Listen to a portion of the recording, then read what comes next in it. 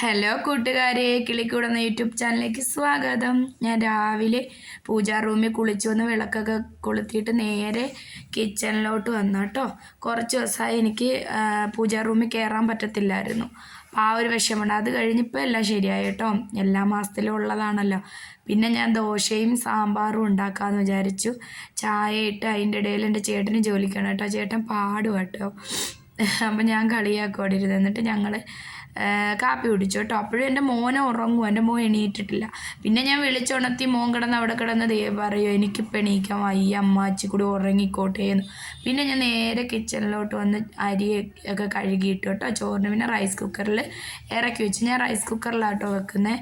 ചില ദിവസങ്ങളിൽ അടുപ്പിൽ ഇപ്പോൾ വിറക് തീർന്നു, ഇനി വിറക് മേടിക്കണം. പിന്നെ ഞാൻ കാപ്പിയൊക്കെ കഴിച്ച പാത്രമൊക്കെ നേരെ കിച്ചണിൽ വന്ന് കഴുകി പറക്കി ഒതുക്കി. അന്നേരം കുട്ടികൾക്ക് ഇന്ന് ട്യൂഷനുണ്ട് കേട്ടോ. അപ്പോൾ ഇതിലെ മീൻ കൊണ്ടുവരുന്ന ചേട്ടൻ നെത്തോലി മീനാട്ടോ കൊണ്ടുവന്നത്. അപ്പം ഞാൻ നെത്തോലി കുറച്ചെടുത്ത് തോരൻ വെച്ചു, പിന്നെ കുറച്ച് പുളിമുളകും വെച്ചു, പിന്നെ കുറച്ച് പൊരിക്കാമെന്ന് വിചാരിച്ചു.